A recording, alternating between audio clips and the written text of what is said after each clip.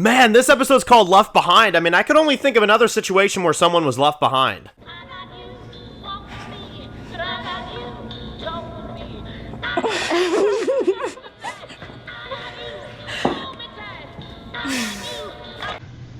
Oh, this is stupid. God. Seriously? Except in this case, the two girls are actually badasses.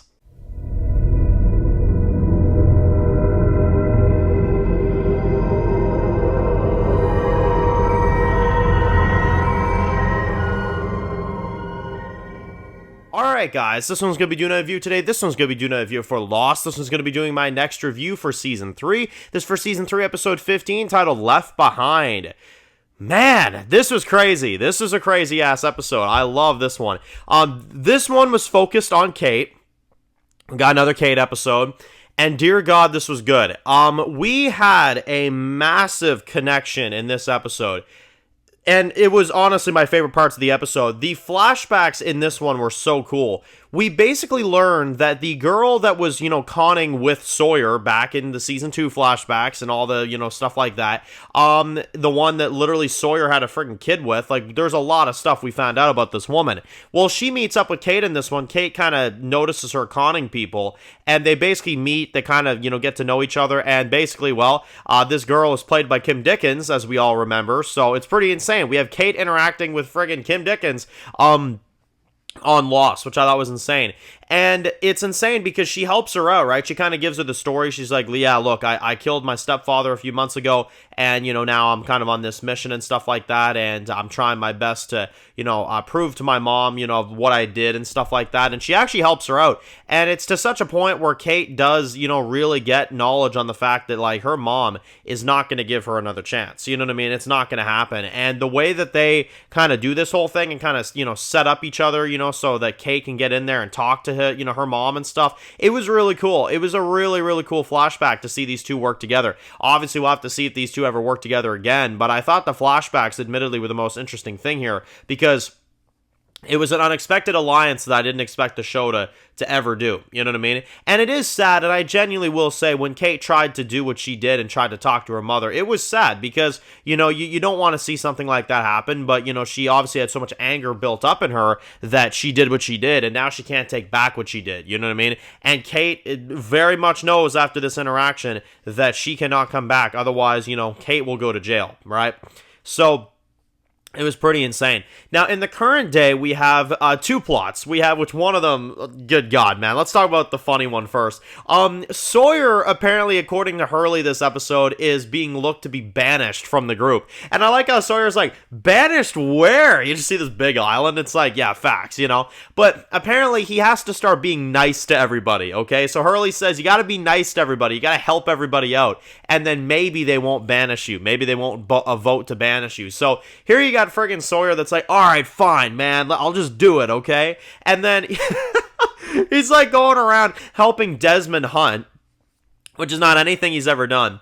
And the one thing that I just got a kick out of is the moment where he goes up to Claire and he's like, hey there, Claire, and he's like, hey there, little baby, you know what I mean? He looks at friggin', Aaron, he's like, hey, little baby, and he's just sitting there trying his best to do, nice things for everybody. And, of course, they pull a plot twist at the end of the episode after he does everything for everybody. He looks at Hurley and he's like, nah, there was no vote. There was no vote to banish you. But how did it feel being nice to everybody? You know what I mean? And Sawyer was just like, you tricked me into doing that? And he's like, yeah, but it felt good, didn't it?